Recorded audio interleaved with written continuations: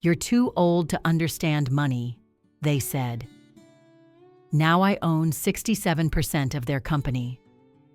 The pen trembled in my hand as my son Michael guided it toward the signature line, his cologne mixing with the antiseptic smell of the hospital room where I'd been recovering from my fall down the stairs.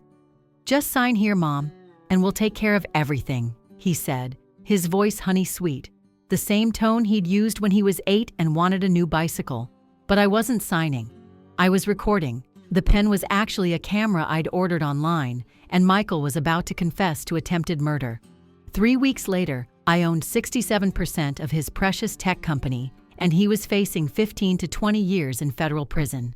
If you're watching this, subscribe, and let me know where you're watching from.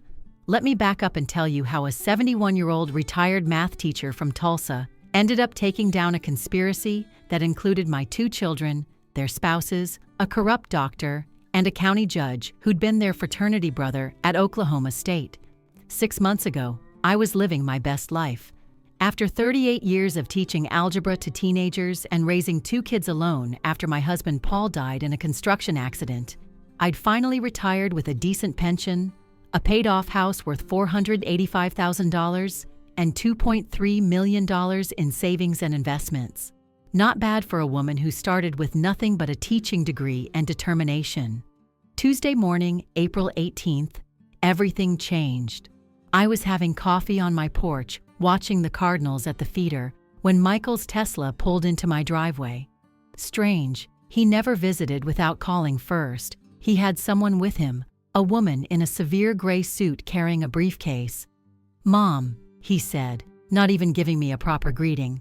"This is Dr. Patricia Holloway. She's here to evaluate you." "Evaluate me for what?" I asked, though something cold was already settling in my stomach. "We're concerned about your mental capacity," the woman said, pulling out forms. "Your family has reported several incidents of confusion and dangerous behavior. Here's the thing about being ambushed. Your body knows before your mind does." My hands went cold, my mouth went dry, but I smiled. 40 years of dealing with teenage attitude had taught me to never show weakness when under attack. "What incidents?" I asked pleasantly. Michael jumped in with a prepared list. I'd allegedly given $50,000 to a Nigerian prince scam. Never happened. Been found wandering downtown in my nightgown. Also fiction. And forgotten my own grandchildren's names. Considering he never brought them around, that would be difficult to prove. Dr. Holloway started asking me questions. What year was it? Who was the president? Could I count backward from 100 by sevens? I answered everything perfectly, even threw in some calculus just to show off. But she kept writing, shaking her head with practiced concern. "Mrs. Patterson, I'm recommending immediate placement in a supervised facility for your own safety," she announced. "The hell you are," I said, standing up. "Get off my property." Michael's face changed then. The mask slipped. "Mom, you can do this the easy way or the hard way, but you're going to sign over power of attorney today." That's when my daughter Jennifer arrived, right on cue, with her husband Brad and more paperwork. They'd choreographed this like a Broadway show. Jennifer was fake crying, Brad was trying to look supportive, and Michael was already on the phone with someone about implementing Plan B. I knew then that this wasn't about concern for my health. This was about money. Blood is thicker than water, but apparently not thicker than money. I played along, let them think I was overwhelmed. "I need to use the bathroom," I said, my voice shaking. Jennifer actually smiled. She thought I was breaking. In the bathroom, I did 3 things. First, I texted my friend Eleanor, a retired attorney who lived 2 blocks away. Second, I activated the voice recorder app on my phone. Third, I climbed out the bathroom window. Yes, at 71, I climbed out a window in my own house. 30 years of yoga will do that for you. They thought I was just a helpless old woman. Eleanor picked me up at the corner, and we went straight to her office.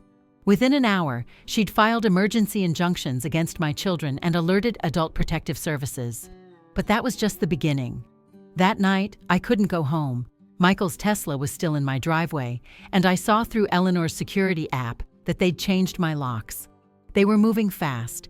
So I checked into the Riverside Motel under Eleanor's name and started investigating.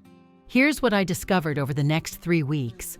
Michael's tech company, the one he'd built with my late husband's life insurance money as seed capital, was hemorrhaging cash.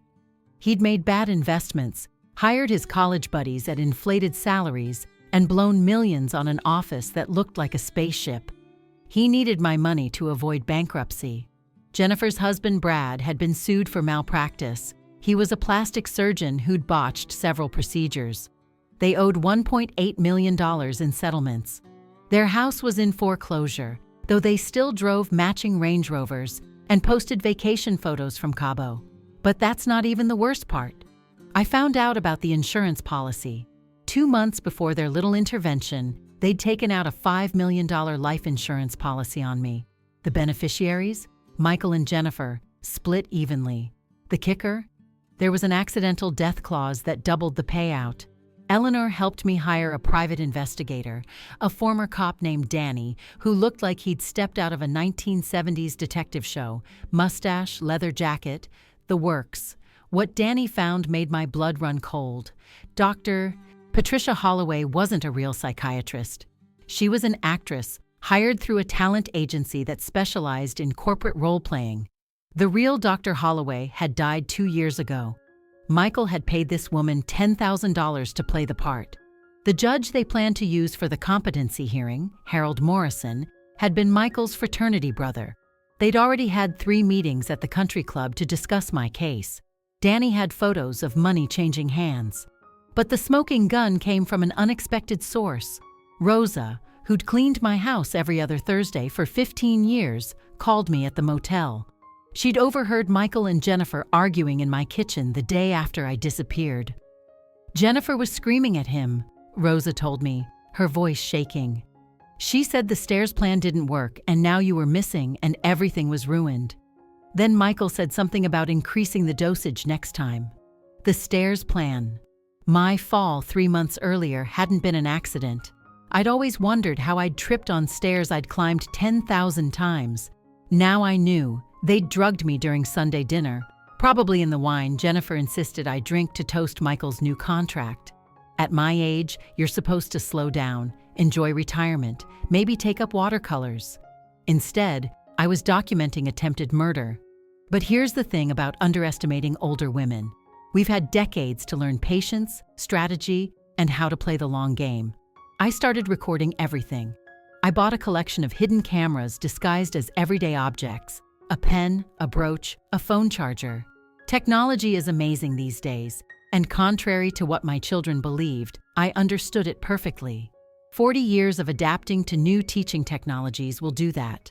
The motel became my command center. I had laptops, printers, boxes of evidence. The owner, Mr. Chen, a sweet man whose daughter I'd taught 20 years ago, gave me a discount and kept my presence secret. Ms. Patterson, you gave Lily confidence in math. She's an engineer now because of you, he said, refusing my attempt to pay full price. Danny, the PI, discovered that Michael and Brad had been meeting with a man named Vincent Torino, who ran a private equity firm that was basically a front for money laundering. They were planning to sell my house within hours of getting power of attorney, flip the money through Torino's company, and make it disappear offshore. But I had an advantage they didn't know about. Remember that $2.3 million in savings? Only $800,000 was in the accounts they knew about. The rest was in a trust Paul and I had set up decades ago, managed by a firm in Delaware. My children had no idea it existed because I'd never needed to touch it. That money was my war chest. I hired the best law firm in Oklahoma City. Not just any lawyer, the senior partner, Margaret Chen, Mr. Chen's sister-in-law as it turned out, who'd made her reputation destroying corporate criminals. She took my case pro bono after reviewing the evidence. "Elder abuse disgusts me," she said. "Let's burn them." 3 weeks into my stay at the motel, they made their move. I'd been spotted at a grocery store, and within hours, the police were at my door with a court order for psychiatric evaluation. But Margaret was ready. She'd filed our own lawsuit 12 hours earlier. Elder abuse, attempted murder, fraud, conspiracy, and violation of the Racketeer Influenced and Corrupt Organizations Act. Yes, RICO. The same law they use against organized crime. The look on Michael's face when he walked into that courtroom expecting to have me declared incompetent, only to find himself served with criminal charges, was priceless. Jennifer actually fainted. Brad tried to run and was stopped by court security. The judge, not their friend Harold, but federal judge Ann Martinez, reviewed our evidence for exactly 43 minutes before issuing emergency restraining orders against my entire family and freezing all their assets. But I wasn't done. Remember Michael's failing tech company, the one built with Paul's life insurance money? I'd been listed as a silent partner in the original incorporation documents, something Michael had forgotten about. I owned 15% on paper, but there was a clause. In the event of criminal malfeasance by the managing partners, shares would revert to the initial investor, me. Margaret executed that clause like a symphony conductor. Within 72 hours, I owned 67% of the company. The other investors, horrified by the scandal, sold me their shares for pennies on the dollar just to get out. The criminal trial was almost anticlimactic. The fake Dr. Holloway flipped immediately, testifying against everyone in exchange for immunity. She'd kept recordings of Michael coaching her on what to say. Judge Harold Morrison was arrested on federal corruption charges. Vincent Torino's entire operation was exposed, leading to a massive FBI investigation. The security footage from my house, which Michael didn't know I'd upgraded to cloud storage, showed him putting something in my wine glass the night before my fall. The hospital records, subpoenaed by Margaret, showed I had Rohypnol in my system when I was admitted with a concussion and 3 broken ribs. Jennifer broke on the stand. She sobbed that it had been Brad's idea, that she'd never wanted to hurt me, that she loved me. But then the prosecutor played a voicemail she'd left for Michael. "The old bitch better sign tomorrow, or we go with Plan C. I don't care if she's my mother. I need that money." Plan C, it turned out, involved a boating accident at Lake Thunderbird. They'd already rented the boat. Michael tried to maintain his innocence until Danny testified about the meetings with Torino, complete with photos and audio recordings. Torino himself, facing life in prison for his other crimes, testified that Michael had asked about making someone disappear permanently and how much that would cost. The number? $50,000 to be paid after my life insurance paid out. The jury deliberated for 2 hours, guilty on all counts. Michael got 25 years for attempted murder and conspiracy. Jennifer got 15 years. Brad got 10 years and lost his medical license. Judge Morrison got 8 years for corruption. But here's the part that really satisfied me: the restitution. They had to pay back everything they'd stolen or attempted to steal, plus damages. The house they'd tried to take? I sold it and donated the money to a charity for elder abuse victims. Michael's company? I restructured it, fired all his incompetent friends, hired real talent, and within 6 months, we were profitable. I sold it to Microsoft for $12 million. The grandchildren I barely knew because their parents had kept them from me. They're living with Brad's parents now, good people who were horrified by what their son had done. I've set up college funds for both kids. Maybe someday, when they're older, we can have a relationship untainted by their parents' greed. At my age, you're supposed to be invisible, irrelevant, waiting to die. Society tells us older women don't matter anymore. My own children saw me as nothing but a bank account to raid, a problem to solve, an obstacle to eliminate. They thought I was too old, too feeble, too stupid to fight back. They were wrong. I'm 72 now, a year older and infinitely wiser. I live in a secure building in Scottsdale with a view of the mountains. I have real friends here, people who value me for who I am, not what I have. I volunteer teaching math to underprivileged kids, and they call me Grandma P. I've never felt more alive. Eleanor visits every winter. Danny the P. I sends Christmas cards with pictures of his grandkids. Margaret Chen and I have lunch once a month when I'm in Oklahoma City for the Elder Abuse Foundation board meetings. Mr. Chen from the motel? I paid for his grandson's college. Rosa still cleans, but now it's my new house, and I pay her 3 times what my kids ever did. Do I miss my children? I miss who I thought they were. I miss the little boy who brought me dandelions and called them flowers. I miss the little girl who crawled into my bed during thunderstorms. But those children are gone, replaced by strangers willing to kill their mother for money. People ask if I forgive them. The answer is no. Forgiveness is for mistakes, for hurt caused by carelessness or misunderstanding. What they did was calculated evil. They looked at the woman who gave them life, who sacrificed for them, who loved them unconditionally, and saw only dollar signs. They planned my death over dinner, discussed it like a business transaction. You don't forgive that. You survive it, you get justice, and you move on. The money? It's nice to have, but it's not about the money. It's about the betrayal, the casual cruelty of children who thought their mother's life was worth less than their credit card debt. It's about a society that conditions us to see older people as disposable, as burdens rather than human beings with full lives and sharp minds. But mostly, it's about standing up and saying no. No, you cannot throw me away like garbage. No, you cannot steal what I've earned. No, you cannot erase me because I'm inconvenient. At 71, I fought back against my own children and won. If I can do that, imagine what you can do.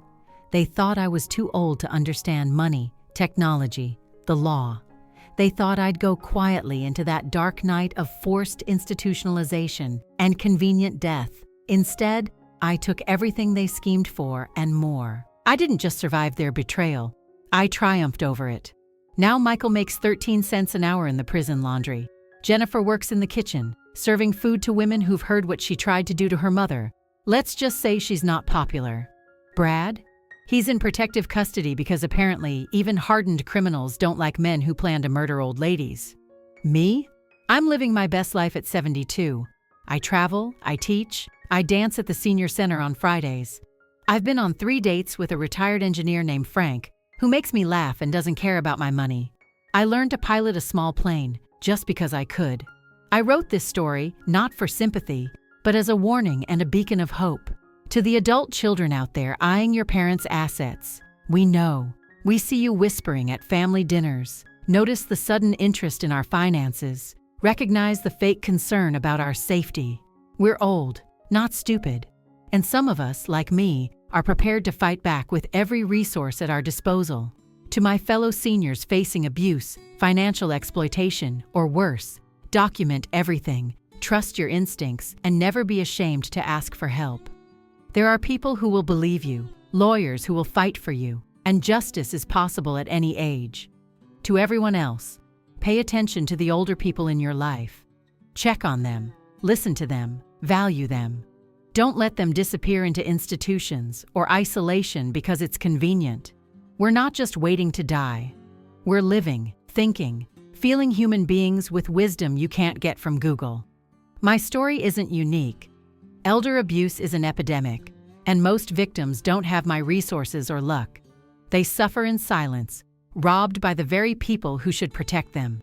If this story makes one person check on an elderly neighbor, question a suspicious guardianship, or speak up about abuse, then sharing my pain was worth it. At 72, I've learned that family isn't blood. It's the people who stand by you when the wolves circle. My real family now includes a motel owner, a private investigator, a lawyer who fights like a warrior, and a cleaner who risked her job to warn me. They're worth more than all the blood relatives who planned my funeral while I was still breathing. Every morning, I wake up in my secure apartment, make coffee with the expensive machine I bought just because I could, and watch the sunrise over the mountains. I'm alive when I shouldn't be, thriving when I should be destroyed, and richer in every way that matters. They wanted to bury me, but they didn't know I was a seed. Some people say revenge is a dish best served cold. I disagree. Justice is a dish best served with legal documents, federal charges, and a RICO lawsuit. It tastes like freedom, sounds like a guilty verdict, and feels like owning 67% of your would-be murderer's company. My name is Patricia Patterson. I'm a survivor, a fighter, and proof that you're never too old to destroy the people who underestimate you. I'm not just their mother anymore. I'm their worst nightmare in sensible shoes and a cardigan. And I'm just getting started. Thanks for listening. Don't forget to subscribe and feel free to share your story in the comments. Your voice matters.